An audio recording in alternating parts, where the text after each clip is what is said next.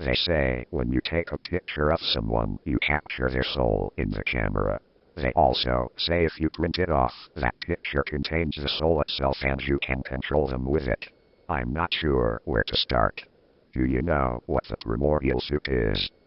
A veritable ocean of elements, all floating around randomly. And through millions of years of time, eventually the right set of random circumstances came to pass, and the elements were able to connect together and form the world's first single-cell organism. Now that's a really boiled-down version of it, but I'm sure you get the gist of it. Fast forward a few billion years to the early 1990s, when internet use began to rapidly accelerate. Every home had a computer, and new connections between computers were opening on a by-the-second basis. Trillions of bytes of data began to transfer around the world at the speed of light, music, text, sound, and most importantly, pictures. Now, when you take a picture of someone and capture their soul, what happens when that picture is converted to data and placed on a hard drive? Does the soul follow?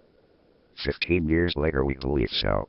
We believe that when you take a picture of someone and upload it onto your computer, alongside the image data, a blueprint of the person's soul itself is imprinted on the file itself. Look at your pictures folder. How many souls reside in that folder alone? That's just the beginning though. These soul blueprints each retain pieces of a puzzle, parts of the soul itself as well. Recently a group of hackers, who referred to themselves as the Cardinals, took an interest to this theory and began experiments. They found anomalies within the binary sequences of images, based on similar features of the person they had taken a picture of. A binary DNA, if you will. Now these hackers had come to possess a set of 3 extremely important data files. One AVI, one JPEG, and one MP3, each of which possessing interesting unexplainable qualities. The first, Cradle AVI, depicts what appears to be a group of teenagers with a low-quality video camera exploring the basement of a house. The quality of the video is distorted completely beyond any comprehensibility, and the video is very low quality. For most of the video, the camera is passed around the group, handed back and forth and jerked around too much to make anything noticeable out. But near the end the camera turns at an odd angle and you can semi-clearly make out a young girl standing in the corner facing the wall. Her hair is long and black and she is wearing some form of white dress. You only see her for a split second, but many people who have seen the video claim there just seems to be something wrong with her. A bit deformed but not in a way anyone can explain. But the truly peculiar property of this video is what happens to the user's computer at the end of it. On the last second of the video, if not already so, the video will force full screen itself. Along with this you are left with a 1-second looping clip of a window in the wall. It loops 15 times, and then the girl is seen again, standing on the other side of the window with her back to the viewer, slowly wavering back and forth.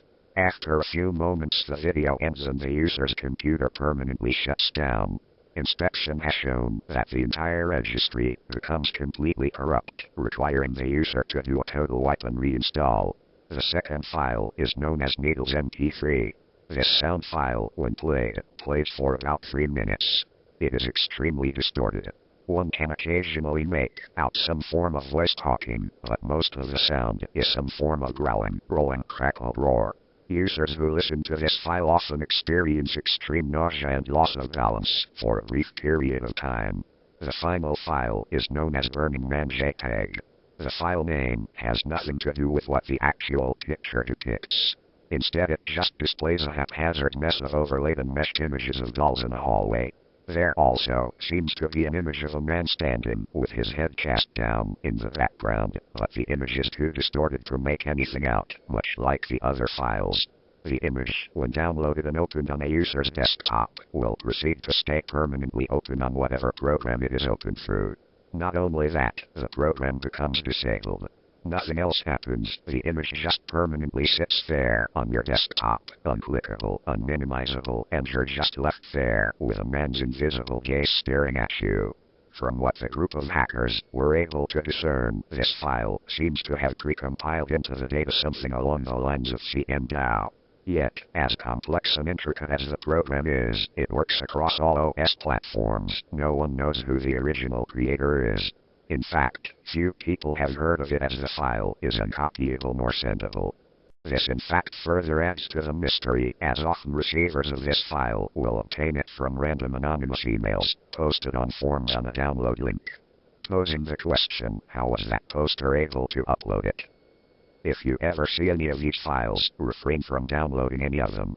They all have varying detrimental effects on your computers, from practically taking out your whole registry, corrupting System 32, freezing your mouse or crashing your computer.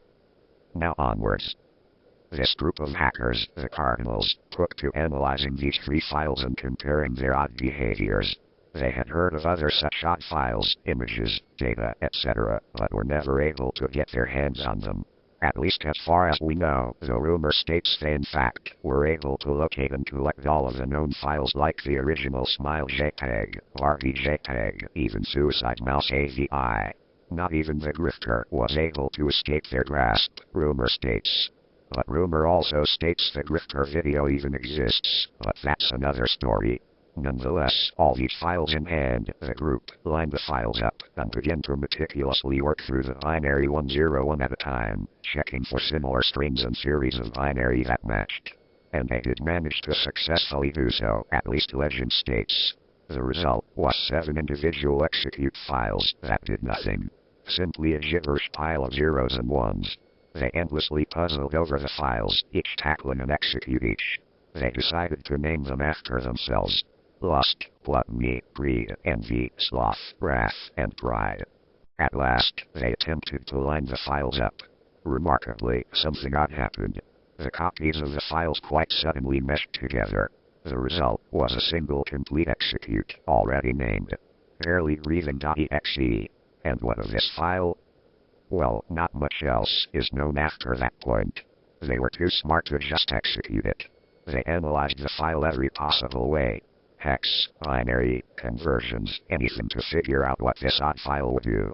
To no avail, even after forming together, it was an even bigger jumble of ones and zeros and made no more sense than the separate executes.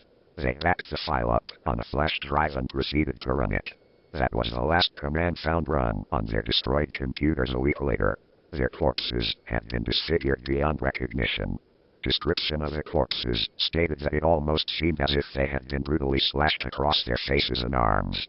Every square inch of skin that had been bare had been mutilated, almost microwaved and then sliced repeatedly by a micro-thin razor. The government attempted to hush up the event, but there was some media leakage, and because the Cardinals had been keeping a log amongst themselves and a few close friends, it's closed down and deleted now, so don't go trying to find it. It quickly spread out, as per what they had been attempting to accomplish.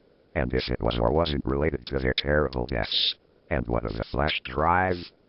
A friend who knew of its existence later checked the home of the group and was unable to find it. According to reports, the drive was found in the pocket of one of the group and had been taken into custody by the police and then simply vanished. The trail continues on, far more though. The file resurfaces every few weeks around the globe. Governments attempt to cover it up, but some media leaks out, of course. Look to the news for people mutilated in their own homes by a murderer, their computer stolen, etc. And if you ever get a cryptic email with an attachment labeled barely breathing.exe, for fuck's sake, do not open it.